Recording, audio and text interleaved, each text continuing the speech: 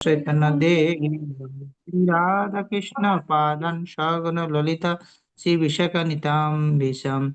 হে কৃষ্ণ করুণা সিন্ধু দীনবন্ধু জগৎপতে গোপেশ গোপিকা কান্ত রাধাকান্ত নমস্তুতে। তপ্ত কাঞ্চন গৌরাঙ্গী রাধে বৃন্দাবনেশ্বরী বৃষভানুসুতে দেবী প্রণমামি হরে। পঞ্চকল্পতরুভ্যশ্চ কৃপা সিন্ধুভ্যো এব চ পতিতানাং পাবনেভ্যো বৈষ্ণবেভ্যো নমো নমঃ। ওং নমো ভগবতে বাসুদেবায়। ওং নমো ভগবতে বাসুদেবায়। ওং নমো ভগবতে বাসুদেবায়। ওং বিষ্ণুপাদায় কৃষ্ণপৃষ্ঠায় ভূতলে শ্রীমতে জয় পতাকা স্বামিনীতি নামিনে নমো আচার্য পদায় নিতাই কৃপাপদায়িনে গৌরকথা ধামোদয় নগর গ্রাম হরে।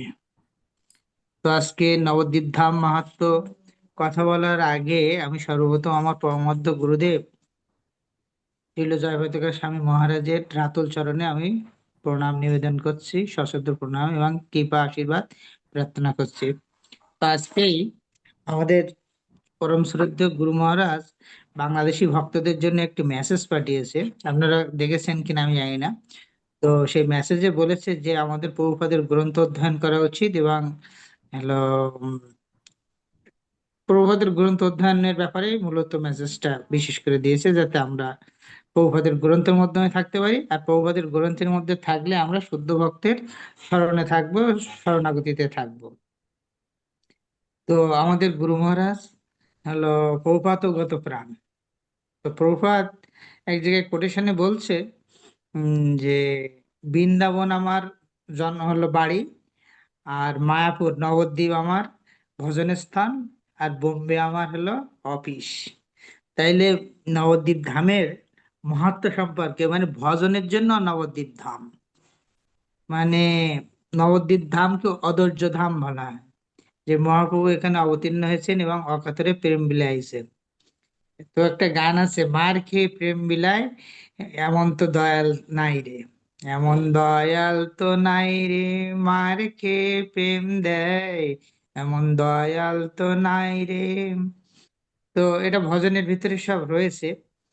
তো মার খেয়ে প্রেম দিচ্ছে কে? মার খেয়ে প্রেম দিচ্ছে নিত্যানন্দ প্রভু এবং গৌরাঙ্গ মহাপ্রভু। তো অন্য কোনো হলো মানে অবতারে কিন্তু এরকম ঘটেনি। তো তারা কোথায় অবতীর্ণ হয়েছে? তারা অবতীর্ণ হয়েছে নবদ্বীপে, আমাদের গৌরাঙ্গ মহাপ্রভু আর কিছুদিন আগে এই নবদ্বীপ ধামের একটু দূরে একচক্র নামক ধামে অবতীর্ণ হয়েছিল। সেই তার আরেক অংশ প্রকাশ নিত্যানন্দ প্রভু। তা আমরা নিত্যানন্দ প্রভুর মহিমা সম্পর্কে আমরা জেনেছি ইতিপূর্বে আমাদের ক্লাসের ভিতরে। আর অগ্রজ হিসাবে সে আগে অবতীর্ণ হয়েছিল এই ধরাধামে। তো আর তারপরে এসেছিল মহাপ্রভু। মহাপ্রভুর এখানে বলা হয় পরম করুণ প্রভু দুই জন, নিতাই গৌরচন্দ্র। নিতাই আর গৌর দুজন চন্দ্র, পরম করুণ। তার মানে শুধু করুণা না, পরম করুণ। তো তারা দুজনে অবতীর্ণ হয়েছেন কোথায়? নবদ্বীপ ধামে, এবং এখানে বিহার করেছে। তাই বলছে আরেকটা হলো মানে পদে, গৌর আমার যে সময় স্থান করিল গমন রঙ্গে, সেসব স্থান হেরিব আমি প্রণয় ভকতি সঙ্গে। তো গৌর আমার যে সম স্থান করিল গমন রঙ্গে, সেসব স্থান হেরিব আমি প্রণয় সব ভগতি সঙ্গে। তো সেই গৌর আমাদের সেই গোরা অবতার গৌরাঙ্গ মহাপ্রভু আমাদের প্রাণের দেবতা এই নবদ্বীপ ধামে অবতীর্ণ হয়েছিল। সেই ধাম নিয়ে আমরা কথা বলবো। নবদ্বীপ ধাম মানে আসলে নটা দ্বীপ নিয়ে যে ধাম, এটা হলো গুপ্ত ধাম। এই ধামটা কে তৈরি করেছেন? এই ধামটা তৈরি করেছে স্বয়ং রাধারানী। সেই জন্য এটাকে হলো গুপ্ত ধাম বলে। এবং রাধারানী সেখানে হলো ইয়ে করার জন্য, রাধারানী এখানে বিচরণ করার জন্য এবং নিত্য মানে নিত্য আনন্দ বহিঃপ্রকাশ করার জন্য কিভাবে কৃষ্ণকে ভালোবাসতে হয় এবং কৃষ্ণকে কিভাবে আরাধনা করতে হয়, সেই মিলিত রূপ নিয়ে, রাধারানীর মিলিত রূপ নিয়ে গৌরাঙ্গ মহাপ্রভু এখানে অবতীর্ণ হয়েছিল। আর এই গৌরাঙ্গ মহাপ্রভু অবতীর্ণ সশরীরে এই কলির হলো প্রাক্কালে যখন অবতীর্ণ হয়েছিল তারও অনেক আগে, এই লক্ষ লক্ষ কোটি কোটি বছর আগে এই দ্বীপ সম্পর্কে আমাদের মানে কৈলাসে শিব ঠাকুর পার্বতী দেবীকে এরও বলছেন। তো এইখানে যে ভাগীরথী নদী আছে, গঙ্গা প্রবাহিত হয়েছে নবদ্বীপ ধামের মাঝখান দিয়ে। তো নবদ্বীপ ধামের মাঝখানে চারটা, পূর্ব দিকে হলো চারটা এই দ্বীপ, আর পশ্চিম দিকে পাঁচটা দ্বীপ। এই হলো চারটা আর এই পাঁচটা, মোট হলো নটা দ্বীপ নিয়ে এই নবদ্বীপ ধাম, নববিধ ধাম। এখানে আবার এই নটা দ্বীপকে হলো নববিধা ভক্তির সঙ্গে তুলনা করা হয়েছে। নববিধা যে আমরা ভক্তিটা করি, শ্রবণ কীর্তন বিষ্ণু স্মরণ, এই যে নববিধা ভক্তি আপনারা সবাই জানেন, এই নববিধা ভক্তি এই নটা দ্বীপকে হলো আমরা যদি স্মরণ করি এবং আলোচনা করি তা আমাদের নববিধা ভক্তি হয়ে যায়। তো এই নববিধা ভক্তি আমরা করব নটা দ্বীপ এই মায়াপুরের। তো এই নটা দ্বীপের আবার হলো নাম আছে: অন্তদ্বীপ, গৌতম দ্বীপ, মধ্যদ্বীপ, তারপর কোলদ্বীপ, রুদ্রদ্বীপ, মদ্রুম দ্বীপ, জম্মুদ্বীপ এবং সীমান্ত দ্বীপ এবং ঋতুদ্বীপ। তাই এই যে দ্বীপগুলোতে আমি একটা এই পদে বললাম যে গৌর আমার যে সমস্থান হেরিল, গৌর আমার যে সমস্থান করিল গমন রঙ্গে, সে সমস্থান হেরিব আমি প্রণয় ভগত সঙ্গে। এই গৌর মানে আমাদের গৌরাঙ্গ মহাপ্রভু এই ফাল্গুনী পূর্ণিমায়, সামনে আসতেছে গৌর পূর্ণিমা, এই ফাল্গুনী পূর্ণিমাতে এই নবদ্বীপ ধামে অবতীর্ণ হয়েছিল। এবং গৌরাঙ্গ মহাপ্রভু 48 বছর এই পৃথিবীতে লীলা বিলাস করেছেন। তো 48 বছরের ভিতরে 24 বছর এই এলো নবদ্বীপ ধামে এলো বিলাস করেছেন, আর 24 বছর হলো উত্তরপ্রদেশ এই পুরীতে, পুরীতে আবার 18 বছর, আর 6 বছর হলো বিভিন্ন মানে বঙ্গে ওই উত্তরবঙ্গে, উত্তরপ্রদেশের বিভিন্ন জায়গায়, দক্ষিণের বিভিন্ন জায়গায় বিহার করেছেন, ভারতবর্ষের বিভিন্ন জায়গায় বিহার করেছেন। তো এই 24 বছর এখানে হলো গৌরাঙ্গ মহাপ্রভু যে বিলাস করেছেন, প্রত্যেকটা মানে ধূলিকণা সেখানে বিজড়িত, সেখানে মানে শিবার রঙ্গনে কীর্তন করেছেন। তারপরে এই ভাগীরথীর তীরিতে সেখানে হলো ভক্তদের নিয়ে হলো সেখানে বিদ্যার বৈভব বিলাস করেছেন। তো এইরকম অনেক মানে মহাপ্রভুর লীলার তো হলো কোনো অন্ত নেই। আর মহাপ্রভু যেহেতু হলো গোলক থেকে হরিনাম নিয়ে আসছেন, তো মহাপ্রভু যখন এই নবদ্বীপ ধামে অবতীর্ণ হবেন তার অনেক আগে একবার কৈলাসে ভগবান শিব ঠাকুর হলো বসে বসে এরকম করছে: গৌরাঙ্গ গৌরাঙ্গ গৌরাঙ্গ, এরকম বলছে। তো তখন এই মায়াদেবী মানে দুর্গা দেবী বলছে, আমি আমার প্রভুর মুখে তো অনেক রকম কথা শুনেছি, অনেক রকমের কীর্তন শুনেছি, কিন্তু আজকে আবার এটা কি বলছে গৌরঙ্গ গৌরঙ্গ গৌরঙ্গ। তখন হলো এই দুর্গা দেবী পার্বতী দেবী হলো তার প্রতিদেবতা বৈষ্ণব নাম যথাশম্ভু সেই শিব ঠাকুরের কাছে জিজ্ঞাসা করছে যে, প্রভু আপনি এই যে নতুন যে নাম করছেন গৌরঙ্গ গৌরঙ্গ, এই নামের মহত্ব সম্পর্কে কিছু বলুন, আমি তো এই নাম সম্পর্কে কিছুই জানি না। তো তখন হলো তখন বলছেন, হ্যাঁ এটা হলো দেবী, যে আমার আরাধ্য দেবতা এই গৌরাঙ্গ মহাপ্রভু রূপে এই কলির শেষে, দাপরের শেষে, কলির প্রথম সন্ধ্যায় এই অবতীর্ণ হবেন। এই কলিহত মানে যত পাপাচারী অনাচারী লোকদের উদ্ধার করার জন্য, এবং অকাতরে প্রেম বিলাবেন, অকাতরে প্রেম বিলাবেন। তো বলছে তাই। তা সেই প্রভু কেমন? তো ওই বলছে তার সোনার মতো অঙ্গ, গৌরঙ্গ, মানে এই যে গৌরঙ্গ নামটা বলছে তার কাঁচা সোনার মতো গায়ের রং। তো সে হলো শচী গর্ভে অবতীর্ণ হবেন নবদ্বীপ ধামে। তো সেই কথা যখন বললো তখন এই উম, এ বললো, আমার তো তাহলে এই লীলায়, বলছে আমি এই লীলায় অংশগ্রহণ করতে চাই, তাহলে কিভাবে করব? তখন এই দুর্গা দেবী সেই দ্বীপে চলে আসছেন, এই নবদ্বীপ ধামে এসে করছেন, কি করছেন, যে প্রার্থনা করছেন, গভীরভাবে প্রার্থনা করছেন যে মহাপ্রভুর লীলায় যুক্ত হওয়ার জন্য। তো তখন এই মানে যখন প্রার্থনা করছে মাতা দুর্গা পার্বতী দেবী, তো প্রার্থনা করতে করতে এক সময় সঙ্গে সঙ্গে সপার্ষদ গৌরাঙ্গ মহাপ্রভু তার সামনে অবতীর্ণ হয়েছেন। তখন ওই যে কৈলাসের যে বর্ণনা শুনেছিল, এটা কিন্তু এই যে মানে 500 বছর আগের ঘটনা না, এটা কোটি কোটি বছর আগে সেই সত্য যুগের মানে কৈলাসে ঘটেছিল। যে শিব ঠাকুরের কাছে শুনেছে মহাপ্রভুর সম্পর্কে, এই গৌরাঙ্গ মহাপ্রভুর সম্পর্কে। তখন যে সামনে উপস্থিত এই পার্বতী দেবী যখন প্রার্থনা করছিল, তখন এই যে গৌরাঙ্গ মহাপ্রভু তখন সপর্ষদ এরকম ওই যে খোল করতাল নিয়ে নিত্যানন্দ প্রভু এবং তার আর যত পার্ষদ ছিল, এই যে কীর্তনের টিম নিয়ে এবং প্রচার টিম নিয়ে হাজির এলো মহামায়ার সামনে। তো বলছে, কি মাতা পার্বতী, আপনি এখানে কি জন্য প্রার্থনা করছেন? আপনার তো থাকার কথা কৈলাসে, তা আপনি এখানে এসে প্রার্থনা করছেন? তো বলছে, না প্রভু, আমি হলো কৈলাসে শুনেছি আমার প্রতি দেবতা বলেছেন যে আপনি এই জায়গায় আসবেন, অবতীর্ণ হবেন এবং এখানে হলো হলো অকাতরে প্রেম বিলাবেন, অকাতর প্রেম বললেন। তাই আমি আপনার এই প্রেমের এতে, আমি তো হলো মায়া দেবী, আমি তো যেখানে আপনি থাকেন সেখানে তো আমি থাকতে পারি না। কৃষ্ণ সূর্য সম মায়া হয় অন্ধকার, যেখানে কৃষ্ণ সেখানে নাহি মায়ার অধিকার। এই কথা দুর্গা দেবী বলছেন। আমি তো মায়া, আমার তো হলো আপনার এই যে কথা শোনার সুযোগ নেই, এবং আমি তো সবাই হলো মায়া দিয়ে এলো ভুলাই রাখি আর কৃষ্ণ ভক্তি যাতে যাজন না করতে পারে। তাহলে আমার কি হবে? আমি হলো এত হতভাগা। মাজিদা তখন গ্রাম বলা হয়। এই দ্বীপের দুর্গা নাম দেবী এখন মাজিদা যখন গ্রাম। এই কথা বললেন, বলা হয় তখন পূর্বে উত্তপ্ত গৌরাঙ্গ ভাষা ছিল। মহাপ্রভু বলছেন যে না, তুমি হলো শক্তি আর আমি হলো শক্তিমান। শক্তি ছাড়া শক্তিমানের হলো লীলা পূর্ণ হয় না। তুমি হলো আমার অন্তরঙ্গ শক্তি হিসাবে যেমন বিহার করছো, তেমনি আমার বহিরঙ্গ শক্তিও তুমি। তুমি অন্তরঙ্গ শক্তি রূপে হলাদিনী শক্তি রূপে রাধারানী, আর বহিরঙ্গ শক্তি রূপে তুমি অবস্থান করছো, সেজন্য তুমি আমার শক্তিকে পুষ্টি করবা।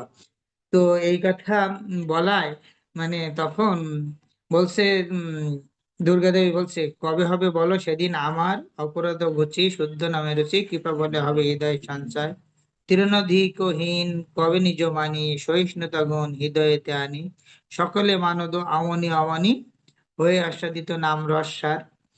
তো বলছে যে হলো কিভাবে আমি আপনার এই শুদ্ধ নাম প্রচারে আমি সহযোগিতা করতে পারি। তো তখন বলছে, তুমি এই যে এই দ্বীপে এখানে যেখানে আমার এই হলো সাক্ষাৎ পেলে, তুমি এখানে হলো প্রার্থনা করছো, তো উম, এই জন্য তোমার এই নাম হবে যে সুমন্তনী দ্বীপ। এই যে যে দ্বীপে তুমি আমার এই সাক্ষাৎ লাভ করেছো, সেই দ্বীপের নাম হবে সীমন্তনী দ্বীপ, এবং এই দ্বীপে হলো আমার প্রার্থনার সঙ্গে সঙ্গে তোমারও প্রার্থনা হবে। তো আমার প্রার্থনার সঙ্গে সঙ্গে তোমারও প্রার্থনা হবে, এবং তোমাকে সবাই সুমন্তনী মাতা বা পৌর মাতা হিসাবে চিনবে। তো মায়াপুরের যে 9টা দ্বীপের কথা আমরা বলছি, সেই 9টা দ্বীপের একটা দ্বীপের নাম সীমন্ত দ্বীপ। এই সীমন্ত দ্বীপে হলো পৌর মায়া রূপে একটা বট গাছ আছে। আমরা গিয়েছি সেখানে নবদ্বীপে, বট গাছের নিচে এই পৌর মা রূপে হলো মাতা দুর্গার আরাধনা হয়। মাতা দুর্গার এখানে সীমন্তনী মাতা নামে পরিচিত। তো এই দ্বীপে চৈতন্য মহাপ্রভু সেই, এমন না যে এটা এখন এই যে 500 বছর আগে এই দ্বীপটা সৃষ্টি হয়েছে, এটা সৃষ্টির আদি থেকে ছিল। তো আমরা এই যে শ্বেতদ্বীপ, এটা শ্বেতদ্বীপ নামে। আর হলো পাশে হলো মানে গোলকধাম, গোলকধাম আর শ্বেতধাম এই দুটো। তো যারা গৌর লীলায় অংশগ্রহণ করছেন, তখন হলো গৌর লীলায়ও দর্শন করতে পারছে, আর কৃষ্ণ লীলায় কৃষ্ণ এই আপনার গোলকধাম দর্শন করতে পারছে। তো আমরা ভাগ্যবান যে আমরা শুদ্ধ ভক্ত হলো শ্রীল প্রভুপাদের আমরা সান্নিধ্য পেয়েছি, এবং শ্রীল প্রভুপাদের মাধ্যমে আমরা এই যে ইসকন প্রতিষ্ঠা হয়েছে, এবং তার মাধ্যমে আমাদের গুরু মহারাজ পরমাত্ম গুরু মহারাজ শ্রীল জয়প্রতাপ স্বামী মহারাজের কৃপাধন্য শিষ্য হলো শ্রীল পুরুষোত্তম স্বামী মহারাজ এবং গৌরাঙ্গ প্রেম স্বামী মহারাজ, এদের মাধ্যমে হলে এই নবদ্বীপ ধাম পরিক্রমা চলছে, পরিক্রমা। তো সেই পরিক্রমাটা কি, সেই পরিক্রমাটা দুর্গা দেবী পর্যন্ত শুরু করেছেন, সেই হলো প্রার্থনা করেছেন সেই আমলে। এখানে হলো দুর্গা দেবী এসছেন, শিব ঠাকুর এসছেন, সবাই এসে প্রার্থনা করেছেন গৌরাঙ্গ মহাপ্রভুর লীলা অবতীর্ণ হওয়ার জন্য।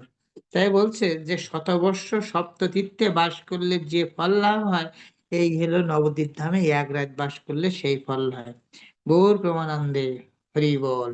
তো এখানে আমরা যদি এখানকার এই যে বৈষ্ণব, এখানে বৈষ্ণবরা পদচারণা করছে, সারা পৃথিবীর থেকে এসছে। তো মহাপ্রভু এখানে পদচারণা করে গেছেন, তো এখানকার ধূলিগুলো সবই হলো কল্পতরুর মতো। এখানে এই ধূলিকণায় গড়াগড়ি খেয়ে যদি প্রেম চাওয়া হয় এই ধামে, তেমনি মহাপ্রভু যেমন অকাতরে ধামে হলো কৃষ্ণ নাম প্রচার করেছেন এবং বিলিয়েছে, তো তেমনি আমরা যদি এই নবদ্বীপ ধামে যাই এবং নবদ্বীপ ধামের মাটি আমাদের গায়ে জড়াই এবং এই দ্বীপে যদি গিয়ে গড়াগড়ি দেয়, তাহলে আমাদের কৃষ্ণ প্রেমে হলো বর্ধিত হবে, আমাদের সবার কৃষ্ণ প্রেম বাড়বে। এটা মহাপ্রভু বলেছেন যে কত আগের এই যে মহাপ্রভুর আগে যত অবতার হয়েছে, যে কৃষ্ণ অবতার বলেন, রাম অবতার বলেন, তারপরে নৃসিংহ, বরাহ, সমস্ত অবতারে ভগবানের কাছে প্রচুর প্রার্থনা করতে হয়েছে, প্রার্থনা করার পরে ভগবান তাদেরকে উদ্ধার করেছেন। আর এই কলিতে মহাপ্রভু এসে প্রার্থনা করা লাগেনি, যত অপরাধ করেছে তাদেরকে মুহূর্তের ভিতরে উদ্ধার করে দিচ্ছে। তো যেমন তার উদাহরণ আছে, জগাই মাধাইকে উদ্ধার করে দিয়েছেন। সে জগাই মাধাই এত পরিমাণ পাপ করেছিল যে তাদের হলো মানে পাপের এ লেখার জন্য 1 লক্ষ কর্মচারী প্রত্যেকদিন মোটামুটি হলো খাতা কলম নিয়ে বসতো, তারপরে লিখে শেষ করতে পারতো না, তাদের এত পরিমাণ অপরাধ ছিল। কিন্তু সেই অপরাধ একদম মুহূর্তের ভিতরে খালি করে দিয়েছেন গৌরাঙ্গ মহাপ্রভু। তো সেই গৌরাঙ্গ মহাপ্রভুর আবির্ভাব তিথি সামনে গৌর পূর্ণিমা, এই গৌর পূর্ণিমার আগে আমাদের নবদ্বীপ ধাম পরিক্রমা শেষ হবে। তো এই 9টা ধামের, এই নবদ্বীপ ধামের 9টা দ্বীপ এবং 9টা দ্বীপের হলে একটা দ্বীপ হলো সীমান্ত দ্বীপ। তো সীমান্ত দ্বীপে হলো প্রার্থনা করেছেন কে? সীমান্ত দ্বীপে প্রার্থনা করেছেন হলো এই পার্বতী দেবী। এক একটা দ্বীপে এক একটা মহৎ মহৎ ব্যক্তিরা এবং ভগবানের পাদশাতে প্রার্থনা করেছেন, শিব কথা পর্যায়ক্রমে আসবে। আমি সীমান্ত দ্বীপে প্রার্থনা করেছেন পার্বতী দেবী, সেই জন্য এই মানে দ্বীপের নাম সীমন্তনী দ্বীপ। আর গদ্রুম দ্বীপ, পরবর্তীতে আমি গদ্রুম দ্বীপ সম্পর্কে সংক্ষেপে একটু বলবো। গদ্রুম দ্বীপ হলো হলো এটা গাভী প্রার্থনা করেছিল এখানে, সেই সুরভি গাভী, সেজন্য এই দ্বীপের নাম হয়েছে গদ্রুম দ্বীপ। তো সুরভি গাভী কি জন্য প্রার্থনা করেছিল? সুরভি গাভী প্রার্থনা করেছিল যখন এই পৃথিবীর ভার ক্রান্ত হয়েছিল, তখন এই পৃথিবীর ভার লঙ্ঘন করার জন্য এই গৌতম দ্বীপে হলো গাভী প্রার্থনা করেছিল। তো আর আগে এটা আসলে কৃষ্ণ লীলায় ভগবান কৃষ্ণচন্দ্রের চরণে এরা ইন্দ্রদেব যে করেছিল, সে একটা অপরাধ করেছিল ইন্দ্রদেব। তো সেই ইন্দ্রদেব যখন অপরাধ করেছিল তখন ওই গাভীর হলো লেজ ধরে ভগবানের কাছে গেছিল আস্তে আস্তে। তো কি অপরাধ করেছিল সে সম্পর্কে এখানে এই সমস্ত ভক্তরা আসলে জানেন যে একবার বৃন্দাবনে হলো নন্দ বাবা, মানে ভগবান যেখানে আবির্ভূত হয়েছিলেন তার পিতা হিসাবে বিরাজ করছিলেন নন্দ মহারাজ। তো নন্দ মহারাজ আসাতে যখন করছিল এই যে পূজার আয়োজন করছিল ইন্দ্র পুজো, তখন ভগবান শ্রীকৃষ্ণ হলো বাবাকে বললেন, বাবা আজকে কি হবে? আপনারা সবাই জানেন এই লীলাটা। তো বলছে আজকে এই যে ইন্দ্র পুজো হবে। তো বলছে ইন্দ্র পুজো করলে কি হয়? তো বলছে হলো ওই বৃষ্টি দিবে ইন্দ্র, দিলে হলো আমরা তো আমাদের বৈশ্য জাতি, আমরা গাভী পালন করি, তখন বৃষ্টি দিলে এখানে এই যে গিরিরাজ হলো সেখানে অনেক ঘাস হবে, সেই ঘাস খেয়ে হলো গাভীরা বর্ধন করবে এবং পুষ্ট হবে, তাহলে গাভীরা দুধ দেবে, আমাদের হলো দুধের ব্যবসা ভালো হবে। তখন বললো ঠিক আছে, ইন্দ্রের পূজা করার দরকার নেই, তুমি হচ্ছে হলো মানে সমুদ্রতে ইন্দ্রের পুজো কর না, তা সমুদ্রেও তো বৃষ্টি হয়, তাইলে কি করব? তখন কৃষ্ণের কথা তো সবাই শুনতো। তো কৃষ্ণ তখন কি করলো, তার বাবার এবং সবাইকে বলছে যে আজকে তাহলে আমরা গিরিরাজকে পূজা করি। তো বলছে, গিরিরাজকে পূজা করব? হ্যাঁ, তখন বাবা বলছে হ্যাঁ গিরিরাজকে পূজা করি। তখন এই যে সমস্ত উপকরণ তৈরি করেছিল এই ইন্দ্রদেবকে পূজা করার জন্য, তো তখন সমস্ত এই উপকরণ নিয়ে ওই পূজা করছে, গিরিরাজের ওখানে গিয়েছে। তা গিরিরাজের ওখানে গিয়ে হলো যখন পূজা করছে তখন ভগবান ওই গিরিরাজের রূপ ধারণ করে ওখানে হলো ওই যে উম ভগবান হলো নন্দ মহারাজের পাশেও কৃষ্ণ আছে, আবার গিরিরাজ রূপে হলো ওখানে কৃষ্ণ আবার হলো বিলাস করছে দুই জায়গায়। তখন ওখান থেকে হাত বাড়িয়ে বাড়িয়ে যখন এই নৈবেদ্যগুলো সমস্ত যে সমস্ত গ্রামের থেকে সমস্ত ভক্তরা গিয়ে যে নৈবেদ্য তৈরি করেছিল, সেই নৈবেদ্যগুলো যখন হলো গ্রহণ করছেন, ভগবান হলো কৃষ্ণের হাত দিয়ে সমস্ত খাবার গুলো খাচ্ছে। তখন এই হলো কৃষ্ণ যে ভগবানের যেখানে অপেক্ষা করছে, সে বলছে যে ওই দেখো বাবা, ওই দেখো, ওই যে এলো গিরিরাজ খাচ্ছে, গিরিরাজ খাচ্ছে। এইভাবে নন্দ মহারাজকে কৃষ্ণ খুব সুন্দরভাবে তার হলো এই বিভূতি প্রকাশ করে দেখাচ্ছে যে দেখো, এই হলো গিরিরাজ, এই গিরিরাজ। আর সেখানে এত পরিমাণ খাবার গ্রামে, মানে সবাই মানে যে খাবার নিয়ে গেছে সেই খাবার আরো নিয়ে আসতেছে, আনো আনো এরকম করছে, আরো আনো আরো আনো আরো আনো, এরকম এরকম আনতে আনতে ওই গ্রামটার, ওই জায়গাটার নাম এখন হয়ে গেছে আনোর গ্রাম। ওই যে জায়গাটায় হলে এই গিরিরাজের এখানে সবাই পূজা করেছিল, ওই জায়গাটার নাম আনোর গ্রাম। তো এত পরিমাণ খাবার দিয়েছিল। তো এই খাবার দেওয়ার পরে যখন দেখলো যে আজকে আমার পূজা হচ্ছে না, ইন্দ্র যোগ বলে দেখছে যে আমার পূজা হচ্ছে না, তো এখানে গিরিরাজের পূজা হচ্ছে। আর সঙ্গে সঙ্গে হলো গিরিরাজের এই পূজা হচ্ছে দেখে উনি অনেক বৃষ্টি দিয়েছিল এবং বন্যার মতো করে দিয়েছিল। তো ভগবান কৃষ্ণচন্দ্র তখন ওই যে কেড়ে আঙুল দিয়ে গিরিরাজকে ধারণ করেছিল 1 সপ্তাহের জন্য। এবং 1 সপ্তাহের জন্য যখন এই গিরিরাজকে ধারণ করে রাখছিল, তখন সমস্ত বৃন্দাবনবাসীরা কৃষ্ণকে সামনের থেকে দর্শন করছিল। এবং এখানে রাধারানী হলো সামনাসামনি ছিল। তো রাধারানী হইলো ভগবানকে 1 সপ্তাহ ধরে অপলক দর্শন করেছিল। এখানে অনেক মানে লীলা অনেক বড় বড় আছে। তো এগুলো আসলে বলতে গেলে অনেক সময়, যে রাধারানী একবার প্রার্থনা করছিল, হে কৃষ্ণ, তুমি এমন একটা ব্যবস্থা করো যেখানে আমি তোমাকে সব সময় দর্শন করতে পারবো। কারণ রাধারানী নারী শরীর ছিল এবং কৃষ্ণের ছিল পুরুষ শরীর। এর জন্য হলো মাঝে মাঝে কৃষ্ণের হলো ইয়ে করার জন্য, প্রীতি বিধানের জন্য এবং খাবার রান্নার জন্য রাধারানীকে নিয়ে আসা হতো বর্ষনা থেকে নন্দ মহারাজের গৃহে। কিন্তু সবসময় সেখানে থাকতে পারতো না, সেজন্য সবসময় দর্শন করতে পারতো না। সেজন্য কৃষ্ণের কাছে একবার প্রার্থনা করেছিল রাধারানী, যাতে আমি হলো ভগবানকে দর্শন করতে পারি, তোমাকে দর্শন করতে পারি অপলক ভাবে। তাই ভগবান এই যে গিরিরাজের মাধ্যমে এইখানে যে এই যে লীলাটা ইন্দ্রের মাধ্যমে করেছিল, এরও একটা কারণ যে রাধারানী যাতে কৃষ্ণকে সাক্ষাৎ সবসময় এই যে একটানা 7 দিন দর্শন করতে পারে। তো এই সময় যখন দেখলো ইন্দ্র যে আমার পূজা হচ্ছে না, তখন ইন্দ্র এখানে প্রচুর বর্ষা দিয়েছিল এবং সম্বাত্মক নামের একটা মেঘের মাধ্যমে বর্ষা দিয়েছিল, যা এত পরিমাণ বন্যা হয়েছিল এবং বজ্রপাত হয়েছিল। তারপরে মনে করছে যে সবাই মারা গেছে, দেখো তো কি অবস্থা। ইন্দ্র আবার দুধ পাড়ে এসে দেখে যে কিছুই হয়নি, এখানে এরা খুব সুন্দরভাবে খেলাধুলা করছে। তখন ইন্দ্র যোগ বলে বসছে, যে বসে ওই যে গাভীর পাশ পাশ আসছে, যোগ বলে বসে দেখছে যে ভগবান, আমার আরাধ্য ভগবান কৃষ্ণচন্দ্র এই জড় জগতে, এই ম্যাটেরিয়াল ওয়ার্ল্ডে হলো আবির্ভূত হয়েছে। তো আমি তাহলে ভগবানের চরণে, ভৌম বৃন্দাবনে আবির্ভূত হয়েছে, আমি তাহলে ভগবানের চরণে অপরাধ করেছি। তাহলে ভগবানের চরণে অপরাধ করলে তাহলে কি করতে হবে? ক্ষমা করতে হবে, ক্ষমা চাইতে হবে ভগবানের কাছে। তো ভগবান তখন কিভাবে, সুরভি গাভী তো ভগবানের খুব প্রিয় ছিল, ওই প্রিয় গাভীর লেজ ধরে চুপি চুপি চুপি চুপি হলে এই কৃষ্ণের ধারে আসছিল। তো আসার পরে তখন এই ভগবান বলছেন, কি খবর ইন্দ্র? তখন বলছে, আমি অপরাধ করেছি, আমাকে ক্ষমা করে দাও। তো সেই সুরভি গাভীর সঙ্গে যে এসেছিল, সেই সুরভি গাভী এই গৌতম দ্বীপে এই যে কলিহত জীবের মানে এত পরিমাণ পাপ করছিল, সেই জন্য এইখানে এসে প্রার্থনা করেছিল যেন ভগবান এখানে অবতীর্ণ হন, যে গৌরচন্দ্র রূপে, যাতে কলিহত জীবদের উদ্ধার করতে পারে। তাই এই দ্বীপের নাম হয়েছে গৌতম দ্বীপ। ওই যে সুরভি গাভী এখানে প্রার্থনা করেছিল।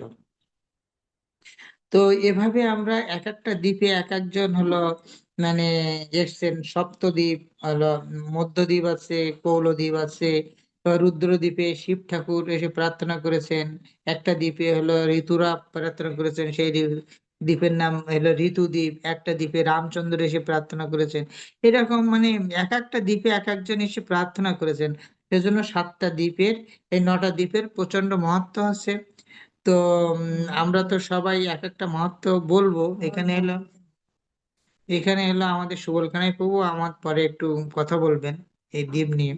আমি এলো 9টা দ্বীপের মধ্যে 2টা দ্বীপের মাহাত্ম্য সম্পর্কে বললাম। তো এখানে এই মাহাত্ম্য, এত মাহাত্ম্য এই যে আমরা যদি এই নবদ্বীপ ধামে যে সেখানকার ধূলিকণা একটু আমাদের শরীরে জড়াইতে পারি, তাইলে আমরা মানে কৃষ্ণ প্রেমে বিহ্বল হব, এটা নিশ্চিত। কারণ আমরা নবদ্বীপ ধাম মাহাত্ম্যে দেখতেছি যে কত ভক্তরা কিভাবে আনন্দ করছে, কিভাবে হলো কৃষ্ণ প্রেম লাভ করার জন্য। শাস্ত্রে বলতেছে যে 100 বর্ষ সপ্তদ্বীপে হলো বিহার করলে যে ফল লাভ হয়, আর এই নবদ্বীপ ধামে একদিন বাস করলে সেই ফল লাভ হয়। কিন্তু আমরা যারা গৌড়ীয় ভক্ত, তারা কি হলো এই যে মানে আমরা এই ফল লাভ করতে চাই? আমরা তো তা চাই না, আমরা তো চাই কৃষ্ণ প্রেম। আর সেই কৃষ্ণ প্রেম পাওয়া যায় এই ধামে। আর এই কৃষ্ণ প্রেম কে দেন? শুদ্ধ ভক্তের শরণাগতির মাধ্যমে। তো সেই ভগবান গৌরচন্দ্র এখানে লীলাবিলাস করেছিলেন। গৌরচন্দ্রের পরে সেখানে হলো তার উত্তরসূরি পর্যায়ক্রমে নিত্যানন্দ প্রভু, তারপরে হরিদাস ঠাকুর, বিভিন্ন জায়গায় জায়গায় এই হরিনাম বিলাইছে। আর সেই হরিনাম এখন এই ভক্তি বিনোদ ঠাকুরের আশীর্বাদ এবং ভক্তি সিদ্ধান্ত সরস্বতী ঠাকুরের আশীর্বাদ এবং গুরু পরম্পরা আশীর্বাদে এখন ইস্কনের মাধ্যমে এই মায়াপুরে এই 9টা ধাম পরিক্রমা হচ্ছে। বৃন্দাবন ধাম পরিক্রমা হয় 1 মাস নিল, আর নবদ্বীপ ধাম পরিক্রমা হয় 9 দিন। 1 মাস বৃন্দাবন ধাম পরিক্রমা করলে যে ফল লাভ হয়, এখানে 9 দিন পরিক্রমা করলে সেই ফল হয়। উপরন্তু এখানে কৃষ্ণ প্রেম লাভ হয়। তো আমরা তো কৃষ্ণ প্রেম চাই, আমরা তো হলো মানে ফল লাভ চাই না, আমরা তো হলো গোলক ধামে গিয়ে ভগবানের সেবা করতে চাই। আমরা তো কৃষ্ণ, আমরা হলো শ্বেতদ্বীপে গৌর ভগবানের সঙ্গে তো আমরা নিত্য কীর্তন করতে চাই। আমরা তো শুধুমাত্র মানে সেবার মাধ্যমে আনন্দের ভিতরে থাকতে চাই না, আমরা মানে কীর্তনেও থাকতে চাই, আমরা সেবাও থাকতে চাই। যারা হলো ভগবান গৌরচন্দ্রের ভক্ত, গোরাচাঁদের ভক্ত, তারা এই দুটো আনন্দে একসঙ্গে করবে, যে নিত্য কীর্তন করবে এবং গৌরের হলো মানে কৃষ্ণ প্রেমে হা কৃষ্ণ করবে, হা গৌরঙ্গ নিত্যানন্দ এই বলবে, আবার ভগবানের সেবাও করবে। তো এভাবে আমরা ভগবানের এই প্রেম লাভ করতে পারি। তো আমি এখানে রাখবো, কারণ আমার পরে আবার কে বলবেন, আমাদের সুবল কানাই প্রভু বলবেন। তো সেখানে ভক্তি বিনোদ ঠাকুর একটা বলছেন যে, কবে নবদ্বীপে সুরধুনী তটে গৌর নিত্যানন্দ বলে নিষ্কপটে নাচিয়া গাইয়া বাড়াইব ছুটে বাতুলের প্রায় ছাড়িয়া বিচার, কবে নিত্যানন্দ মোরে করি দয়া ছাড়াইবে মোর বিষয়ের মায়া, তো দিয়া মোরে নিজ চরণের ছায়া নামের হাটেতে দিবে অধিকার। তো এইটা হলো নামের হাট, নিত্যানন্দ মহাপ্রভু এখানে নাম বিলাইছে। এই দ্বীপে গিয়ে আমরা যাতে নাম পাই, সেই নিত্যানন্দ প্রভুর কৃপা পাই, গৌরাঙ্গ মহাপ্রভুর কৃপা পাই। সামনে হলো গৌর পূর্ণিমা ফেস্টিভ্যাল, আমরা গৌরাঙ্গ মহাপ্রভুর এই কৃপা যাতে লাভ করতে পারি, সেই জন্য আমরা এই নবদ্বীপ ধামের মাহাত্ম্য শ্রবণ করব এবং হরে কৃষ্ণ মহামন্ত্র কীর্তন করব। হরে কৃষ্ণ কৃষ্ণ কৃষ্ণ হরে হরে, হরে রাম রাম রাম হরে হরে। তো হরে কৃষ্ণ সুধী ভক্তবৃন্দ, আমি কিছুক্ষণ বললাম।